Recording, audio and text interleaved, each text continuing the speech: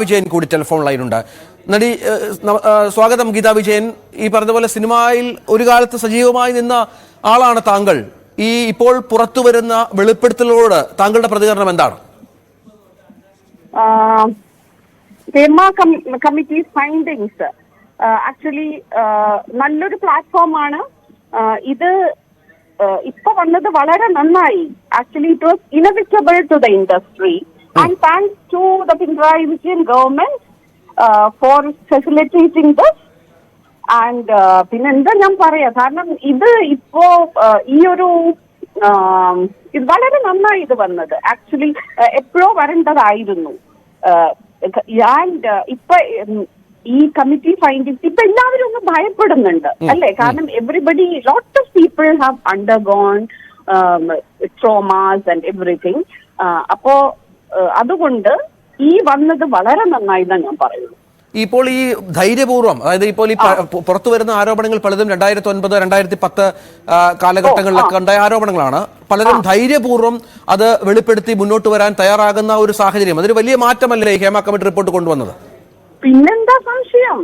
കാരണം ഇപ്പോഴാണ് ധൈര്യപൂർവ്വം എല്ലാവർക്കും പറയാൻ പറ്റുന്നത്. ഇതിനു മുമ്പ് അങ്ങനെയൊന്നും ഉണ്ടായിരുന്നില്ല. ഇതിനു മുമ്പ് പറഞ്ഞാലും ആരും അത് അധികം ചെവി കൊള്ളില്ല. എല്ലാവരും ഒരു കാതിൽ കേട്ട് മറ്റേ കാതിൽ അത് ഇതാവും. അങ്ങനെയായിരുന്നു. ഇപ്പോ ഈ ഒരു ഫ്രീഡം തന്നത് ഈ ഫൈൻഡിങ്സ് തന്നെയാണ്. ആ ഫ്രീഡം എന്നും ഉണ്ടാവണം. ഇനി അട്രോസിറ്റീസ് ഒക്കെ നിൽക്കണം. അതാണ് ഞാൻ പറയുള്ളൂ. കാരണം സ്ത്രീകൾക്ക് വർക്ക് പ്ലേസിൽ വേണ്ടത് സേഫ്റ്റി ആൻഡ് സെക്യൂരിറ്റിയാണ്.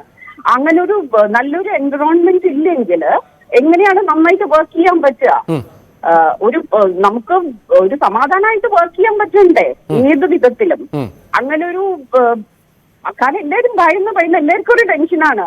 എന്തെങ്കിലും വിധത്തിലുള്ളൊരു ഇത് വരുമോ അങ്ങനെ ഞാൻ ജനറലൈസ് ചെയ്ത് പറയല്ല, ജനറലൈസ് ചെയ്യാൻ പാടില്ല. It's very subjective. അതുകൊണ്ട് ഇപ്പൊ എന്റെ കാര്യത്തിൽ ഞാൻ പറയാം, AMMA ഇത് വരുന്നതിന് മുമ്പ് തന്നെ ഐ ഹാവ് ഫേസ്. പക്ഷെ ഞാൻ അത് ശക്തമായിട്ട് പ്രതികരിച്ചിട്ടുണ്ട് ആ സമയത്ത്. അതായത് താങ്കൾക്കും പേഴ്സണലി ഈ നിരവധി അനുഭവങ്ങൾ ഇത്തരം സംഗതികളുമായി ബന്ധപ്പെട്ട്, അഭിനയവുമായി ബന്ധപ്പെട്ട് ഉണ്ടായിട്ടുണ്ട് എന്നുള്ളതാണ് അല്ലേ? കുറെ ഉണ്ടായിട്ടില്ല, പക്ഷെ ഉണ്ടായിട്ടുണ്ട്. ഇല്ലാന്ന് ഞാൻ പറയില്ല. പക്ഷെ ഞാൻ ശക്തമായി പ്രതികരിച്ചിട്ടുണ്ട്. അതുകൊണ്ട് എന്നെ ഒരു ഭയമുണ്ട്. They are scared of me and എന്നെ അവോയ്ഡ് ചെയ്തിട്ട് പ്രോജക്ട്സിനെ അവോയ്ഡ് ചെയ്ത് ഞാൻ പോടാ പുല്ലേന്ന് പറഞ്ഞിട്ടാണ് ഞാൻ വന്നിരിക്കുന്നത്. നിങ്ങൾ അവോയ്ഡ് ചെയ്ത് എന്ത് വേണമെങ്കിലും ചെയ്തോ, പക്ഷെ യു ആർ ഓൾ നിങ്ങളൊക്കെ വെറും മോർട്ടൽസ് ആണ്. There is A power above everybody. നിങ്ങൾ എല്ലാത്തിന്റെ മേലും നിന്നല്ലോ ഇരിക്കുന്നത്.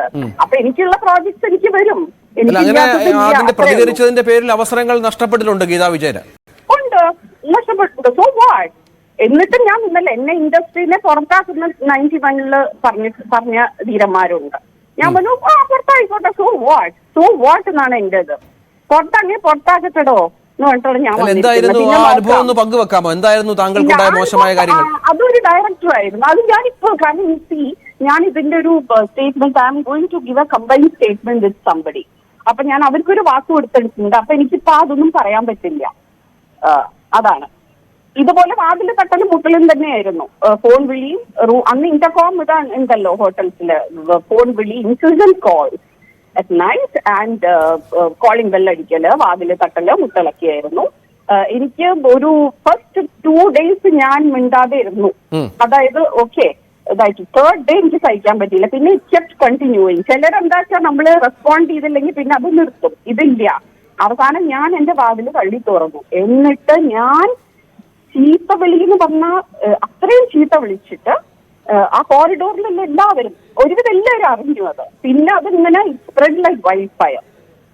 അപ്പൊ അതുകൊണ്ട് എനിക്ക് ആ സെറ്റിൽ എനിക്ക് പിന്നെ ഡയറക്ടർ എന്നെ കണ്ടാമുണ്ടില്ല, എനിക്ക് സീൻ പറഞ്ഞു തരില്ല, ഒന്നുമില്ല. ഉള്ള സീൻസ് ഒക്കെ കട്ട് ചെയ്തു. എന്നെ റൂമില് എന്താ പറയാ, 10 days ആയിരുന്നു ഡേറ്റ്സ്. ആദ്യത്തെ 3 ദിവസം ഈ 3 days കഴിഞ്ഞിട്ട് എനിക്ക് പിന്നെ വർക്ക് ചെയ്യില്ല. അതായത് എന്നെ വെറുതെ റൂമിൽ ഇതൊക്കെ ചെയ്തു. അപ്പൊ ഞാൻ പറഞ്ഞു ഓക്കെ, ഐ ഡോണ്ട് കെയർ, എന്ത് നിങ്ങളുടെ ഡേറ്റ് ആണ്, you do what you want. അതിന് വേണ്ടിയിട്ടാണ് ഞാൻ വന്നിരിക്കുക. 10ാമത്തെ ദിവസം 10 days ആയിരുന്നു ആ വർക്കിന്റെ ഇത്. ആ 10th day കഴിഞ്ഞ ശേഷം ഞാൻ വേറെ പടത്തിന് സെയിം കൊച്ചി തന്നെ ഡേറ്റ് കൊടുത്തു വന്നു. അപ്പോഴാണ് അപ്പോഴാണ് പ്രൊഡ്യൂസറും പ്രൊഡക്ഷൻ കൺട്രോളറൊക്കെ അയ്യോ എന്താണ് ഇങ്ങനെ ചെയ്തത്? ഞാൻ പറഞ്ഞു അതെ, എന്നെ എങ്ങനെ ചെയ്തു, ഞങ്ങളോട് ഒരു വാക്ക് പറയാറുന്നില്ലേന്ന് അവര് പറഞ്ഞു. ഞാൻ പറഞ്ഞു ഞാൻ തന്നെ, എനിക്കാണ് ഇത്, ഞാനാണ് ഫേസ് ചെയ്യുന്നത്. So I must react. അതുകൊണ്ടാണ് ഞാൻ ഇങ്ങനെ റിയാക്ട് ചെയ്തത്. ഇനിയിപ്പോ നിങ്ങൾക്ക് ഡേറ്റ് വേണമെങ്കിൽ നിങ്ങൾ ഇവരടുത്ത് ചോദിക്കുക. അവര് ബാക്കി ഞാൻ ഇത്രയും ദിവസം തന്നെ വെറുതെ എത്തിയത് നിങ്ങൾ ആരും കണ്ടില്ലേ എന്ന് ചോദിച്ചു ഞാൻ. ഈ കൂടെ അഭിനയിച്ചവരോടൊക്കെ ഈ വിഷയം പങ്കുവച്ചിരുന്നു, അവരുടെ പ്രതികരണം എന്തായിരുന്നു? ആ സമയത്ത് അവർക്കൊക്കെ അറിയാമായിരുന്നല്ലോ. അതുകൊണ്ടല്ല അവരൊക്കെയല്ല ന്യൂസ് എല്ലാ സ്ഥലത്തും സ്പ്രെഡ് ചെയ്തത്. ആ, അപ്പൊ ആരുടെ ഭാഗത്തു നിന്നും അന്ന് ഒരു സഹായം കിട്ടിയില്ല എന്നുള്ളതാണല്ലേ? സഹായമല്ല, എല്ലാവരും ഹെൽപ്ലെസ് ആണ്. അതായത് ആർക്കും അങ്ങനെ പ്രതികരിക്കാൻ പറ്റില്ല.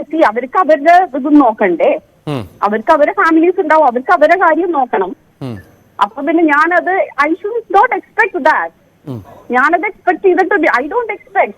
ഞാൻ ഒരു ഇതും ഞാൻ എക്സ്പെക്ട് ചെയ്യാത്ത ആളാണ്. എനിക്ക് വന്ന ഇഷ്യൂ ഞാൻ തന്നെ സോൾവ് ചെയ്യണം എന്ന് ഞാൻ പണ്ടേ എനിക്കൊരു സ്റ്റാൻഡ് ഉണ്ടായിരുന്നു. I still do that. ഈ ഹേമ കമ്മിറ്റി റിപ്പോർട്ടിലുള്ള ഒരു പ്രധാനപ്പെട്ട കാര്യം ഈ പവർ ഗ്രൂപ്പുമായി ബന്ധപ്പെട്ടാണ്. ഈ സിനിമയിൽ ഒരു പവർ ഗ്രൂപ്പ് ഉണ്ട്, അവർക്ക് പല സ്വാധീനങ്ങളുണ്ട്, അവരാണ് സിനിമയിലെ മിക്ക കാര്യങ്ങളും നിശ്ചയിക്കുന്നത് എന്നുള്ളതാണ്. ദീർഘകാലം സിനിമയിൽ നിന്ന ഒരാളെന്ന നിലയിൽ ഗീതാ വിജയൻ എത്ര അനുഭവങ്ങളുണ്ടോ? പവർ ഗ്രൂപ്പ് അല്ല, ഐ തിങ്ക് ഇറ്റ്സ് കുറച്ച് ഇൻഡിവിജ്വൽസ് ആണ്. അപ്പൊ അവരിനിപ്പോ ഒരു ടീമാണെങ്കിൽ okay, you call them a group or what ever.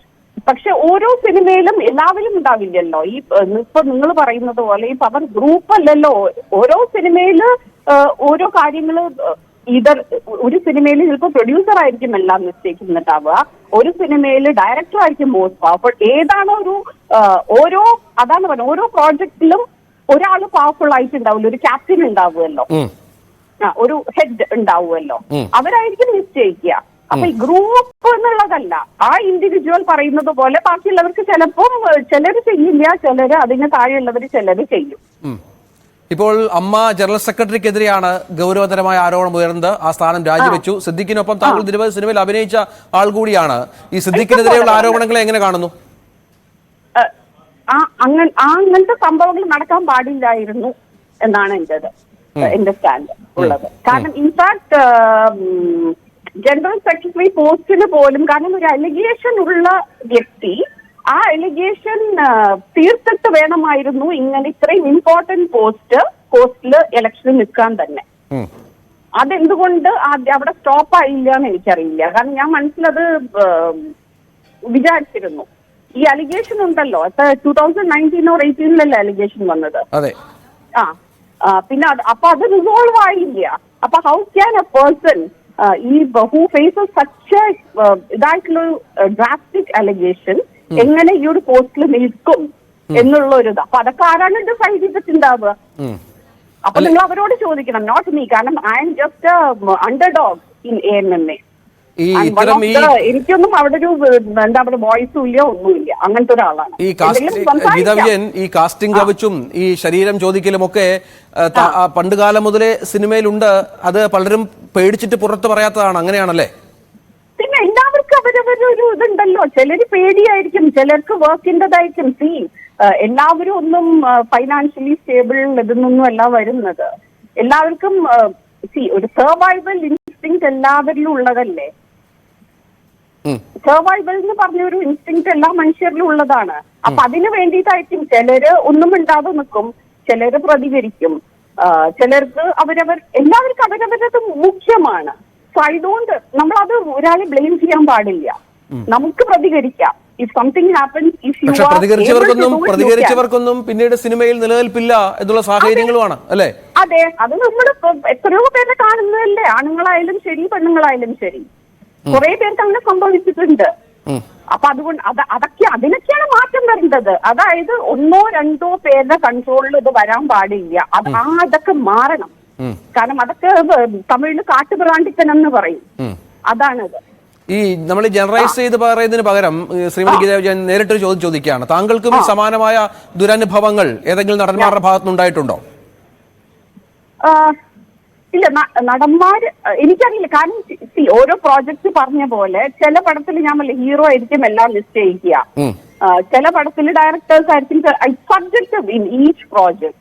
അപ്പൊ എനിക്ക് എന്നെ ചിലതിൽ സപ്പോർട്ട് ചെയ്തിട്ടുണ്ടാവില്ല, ചില കാര്യത്തില് അങ്ങനെ ഉണ്ടാവാം. അതെന്തുകൊണ്ടാകാം? എന്തെങ്കിലും ദേഷ്യം ഉണ്ടാവും, അത്രേ ഉള്ളൂ. കാരണം പിന്നെ എന്റെ സ്വഭാവം ഉണ്ട്. ഞാൻ എന്താ പറയാ, ഒരു ഇത് നോക്കണം, ഐ കോൾ എ സ്പേഡ് അങ്ങനത്തെ ആളാണ്. അപ്പൊ എന്നെ പലർക്കും ഇഷ്ടമല്ല. ഞാൻ ചിലരുടെ കണ്ണിലൊക്കെ കരടാണ്. കാണുമ്പോ ചിരിക്കുകയൊക്കെ ചെയ്യും, പക്ഷെ വർക്ക് വരുമ്പോ ടൈമോൺ കോൾ, അത്രേ ഉള്ളൂ. അല്ലെ, അവർക്ക് താല്പര്യമുള്ളവർക്ക്, അവർക്ക് വഴങ്ങുന്നവർക്ക് കൂടുതൽ അവസരങ്ങൾ ലഭിക്കുക എന്നുള്ള സംഗതി ഉണ്ടല്ലോ സിനിമയിൽ. ഒരു അടിമത്തം അതായത് സബ്സേർവിയന്റ് ആയിട്ടുള്ളവർക്കാണ് ഇവിടെ കൂടുതൽ ഇതുള്ളത്. ഫ്രാങ്ക് ആയിട്ട് സംസാരിക്കുന്നവരെയൊക്കെ ഒതുക്കും, അതാണ്. ഈ താങ്കൾ ആദ്യകാലത്തൊക്കെ നായികയായി വന്നു, നിരവധി സിനിമകൾ നായിക വേഷം ചെയ്തു, പക്ഷെ പിന്നീട് ഇങ്ങോട്ട് കരിയറിൽ ആ തരത്തിലൊരു വളർച്ച കണ്ടില്ല. അതിന്റെ കാരണം ഈ പറഞ്ഞതുപോലെയുള്ള വഴങ്ങലുകൾക്ക് താങ്കൾ സമ്മതിക്കാത്തത് കൊണ്ടാണ് എന്ന് ഞാൻ പറഞ്ഞാൽ സമ്മതിക്കുമോ? എല്ലാം അങ്ങനെ പറയല്ലേ, എല്ലാം അങ്ങനെ പറയരുത്. ഒരു ട്രാൻസിഷൻ ഉണ്ടല്ലോ മലയാള പടത്തിൽ, അങ്ങനെയല്ല. മലയാള പടത്തിൽ നായികമാരും ഇത് ചെയ്തിട്ടുണ്ട്, ചിലര് ലോങ് സ്റ്റാൻഡിങ് ഇതുണ്ട്. അത് ഡിഫറെന്റ് സർക്കംസ്റ്റൻസസ് ആണ്, എല്ലാവരും ഒരുപോലെയല്ലല്ലോ. ഓരോരുത്തർക്കും ഓരോ ഇത് പറഞ്ഞു വെച്ചിട്ടുണ്ട്. എനിക്ക് ചിലപ്പോ അങ്ങനത്തെ കാരണങ്ങളാണ് ചില പടങ്ങള് പോയിട്ടുണ്ട്, അത് ഞാൻ ഇല്ലാന്ന് പറയില്ല. അതായത് നമുക്ക് അഡ്വാൻസ് വന്ന് ഡേറ്റ്സ് പറഞ്ഞ പടങ്ങളിൽ നിന്ന് വരെ പെട്ടെന്ന് 1 ഡേ ഇല്ലാതായിട്ടുണ്ട്. അപ്പൊ I just take it as it comes, അങ്ങനെയാണ്. അവരുടെ ഡിമാൻഡ് മറ്റു പലതായിരുന്നല്ലേ? ഇല്ല, ഡിമാൻഡ് എന്ന് പറയില്ല ഞാൻ. സംടൈംസ് ചിലർ ഡിമാൻഡ് ഒന്നും വെക്കില്ല. നമുക്ക് അഡ്വാൻസ് വരും, നമ്മുടെ ഡേറ്റ് പറയും. പിന്നെ എന്തുകൊണ്ടാണ് നമ്മൾ അതിന് കട്ടാവുന്നത്, വേറൊരാൾ അവിടെ വരുന്നതെന്ന് അറിയില്ല. ഞാൻ അതിനെക്കുറിച്ച് പിന്നെ അന്വേഷിക്കാൻ നിന്നിട്ടില്ല. അതാണ് ഞാൻ just move on. You have to move on. പിന്നെ ഞാൻ അവിടെ പാസ്റ്റിൽ ഇങ്ങനെ അയ്യോ അങ്ങനെയായിരുന്നു ഇങ്ങനെ എന്നുള്ള അത് ഇല്ല. Why should I waste my precious life for these busters? ഈ ഒരു സെറ്റിൽ വെച്ചുണ്ടായ മോശം അനുഭവം, സോറി ഫോർ ദിസ് അൺപാർലമെന്ററി ഇത്. പക്ഷേ ചില സമയത്ത് നമ്മുടെ റേഞ്ച്, നമ്മുടെ ഇതുണ്ടല്ലോ, frustration and everything, anchor towards അത് ഈ രീതിയിൽ പുറത്തു വരും. Very sorry for it. അതെ. ഈ സെറ്റിൽ വെച്ച് ഒരു ദുരനുഭവം ഉണ്ടായ കാര്യം പറഞ്ഞു, സ്പോട്ടിൽ പ്രതികരിച്ച കാര്യം പറഞ്ഞു. അവരുടെയൊക്കെ ആവശ്യവും ഡിമാൻഡും ഒക്കെ ഇത്തരമായിരിക്കുമല്ലേ, ലൈംഗികമായ ആവശ്യങ്ങളൊക്കെ. അതിലപ്പുറം വേറെ എന്താ അവർക്ക്? ബോഡി അത്രേ ഉള്ളൂ. പിറ്റേസം കണ്ടാൽ തന്നെ തിരിഞ്ഞു നോക്കുണ്ടാവില്ല. അത്ര ആ സമയത്ത് അവരുടെ ആ ഒരു നീഡ്. പക്ഷെ അത് എല്ലാവരും നടക്കില്ലല്ലോ.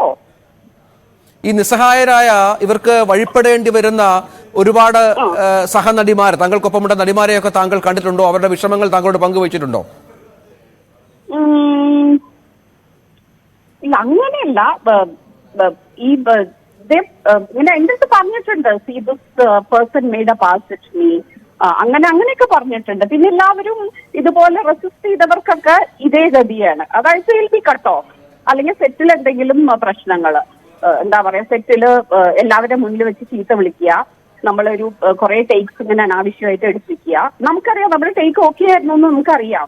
പക്ഷെ ആ സമയത്ത് എല്ലാവരുടെ മുമ്പിൽ വെച്ച് ചീത്ത പറയുമ്പോ ഇവർക്ക് അതൊരു സുഖമാണ്. അത് they find some kind of എന്താ പറയാ, ഒരു ഹാപ്പിനെസ് അവർക്ക് എല്ലാവരുടെ മുന്നിൽ വെച്ച് ചീത്ത പറഞ്ഞ. അപ്പൊ പക്ഷെ നമ്മുടെ കോ ആർട്ടിസ്റ്റിനൊക്കെ ചിലപ്പോ ഇങ്ങനെ നമുക്ക് ഇങ്ങനെ കുറെ ചീത്തയും നമ്മളെ ഇൻസൾട്ട് ചെയ്യുമ്പോ കിട്ടുന്ന ഒരു സുഖം ഉണ്ടല്ലോ. അത് പക്ഷെ നമ്മുടെ കോ ആർട്ടിസ്റ്റിന് അറിയാം എന്തുകൊണ്ടാണ് നമ്മൾ ഇങ്ങനെ ചീത്ത വിളിക്കുന്നതെന്ന് നമുക്ക് അവർക്കറിയാം. അപ്പൊ ഞങ്ങളൊക്കെ ഇവിടെ പിന്നെ നീ എടുത്തോടാ ടേക്ക്, നീ എത്ര വേണമെങ്കിലും എടുത്തോ, ഞാനിവിടെ ഉണ്ട് അഭിനയിക്കാൻ, എന്ത് വേണമെങ്കിലും കാട്ടിക്കോ. ആ ഒരു ഇതാണ് നമ്മൾ അങ്ങനെ ഒരു മോഡിൽ പോകും. അപ്പൊ പിന്നെ അവിടെ ടെൻഷനും ഇല്ല, ഒന്നുമില്ല, അത്ര തന്നെ. അതായത് ഗീതാ വിജയൻ തുടർച്ചയായി ഇത്തരം സംഗതികൾക്കെതിരെ പ്രതികരിക്കാൻ തുടങ്ങിയപ്പോൾ സ്വാഭാവികമായും അവസരങ്ങൾ ഒരുപാട് നഷ്ടപ്പെട്ടു. പതുക്കെ സിനിമയിൽ നിന്ന് മാറ്റി നിർത്തപ്പെടേണ്ട സാഹചര്യം ഉണ്ടായി അല്ലേ? പിന്നെ എനിക്ക് ന്യൂ ജനറേഷൻ ആൾക്കാരൊന്നും അധികം അറിയില്ല. ന്യൂ ജനറേഷൻ ടെക്നീഷ്യൻസിനെ ഒന്നും എനിക്കറിയില്ല. പിന്നെ ഞാനായിട്ട് അവരെ കോൺടാക്ട് ചെയ്യാൻ പോവാറുമില്ല. അത് വേറെ കാര്യം. അതാണ്. പിന്നെ എനിക്ക് ഞാൻ കംഫർട്ടബിൾ ആയിട്ടുള്ള ടീംസിന്റെ കൂടെ വർക്ക് ചെയ്യാനാണ് എനിക്കിഷ്ടം. അതുകൊണ്ട് അപ്പൊ എല്ലാം ഒത്തു വന്നാൽ ചെയ്യും. ഉണ്ടെങ്കിൽ വിളിച്ചാൽ ഐ എം നോട്ട് ഗെറ്റിംഗ് എന്താ പറയാ ഇങ്ങനെ ഓഫേഴ്സ് ഒന്നും വന്നുകൊണ്ടിരിക്കുന്നൊന്നുമില്ല. വൺസ് ഇൻ എ വൈൽ വരും. ഓരോ ജനറേഷൻസ് ഉണ്ടല്ലോ. പിന്നെന്താ വെച്ചാൽ ഇപ്പൊ ഞാൻ ക്യാരക്ടർ റോൾസ്, അമ്മ റോൾസ് ഒക്കെയാണ് ചെയ്യുന്നത്. അത് ചെയ്യാൻ തന്നെ ന്യൂ ജനറേഷനിൽ ഇഷ്ടം പോലെ പേരുണ്ട്. പിന്നെ അതൊന്നും അപ്പാർട്ട് ഫ്രം ദാറ്റ് ആരെങ്കിലും നല്ലൊരു ടീം വിളിച്ചാൽ ഐ വിൽ ഗോ ടു. അല്ലാണ്ട് ഇത് നോ ഒന്നും പറയുന്നില്ല. അത്രേ ഉള്ളൂ. ഓക്കെ, നന്ദി ശ്രീമതി ഗീതാ വിജയൻ താങ്കളുടെ പ്രതികരണത്തിൽ. ഏതായാലും സിനിമയിൽ മോശം അനുഭവം ഉണ്ടായിട്ടുണ്ട്. ഒരുപാട് സഹനടി കൂടെ അഭിനയിക്കുന്ന ആളുകൾക്ക് അനുഭവങ്ങളുണ്ട്. ഓരോ സെറ്റുകളിലും ഓരോ പവർ ഗ്രൂപ്പുകളുണ്ട്. അവരുടെ നിയന്ത്രണത്തിലായിരിക്കും സിനിമാ രംഗമെന്നാണ് ഗീതാ വിജയൻ പറയുന്നത്. അവർ പറയുന്നത് പോലെ അവർക്ക് വഴങ്ങി വേണം നടിമാരടക്കം മുന്നോട്ട് പോകാൻ എന്ന ഗൗരവതരമായ ആരോപണവും ഗീതാ വിജയൻ ഉന്നയിക്കുകയാണ്.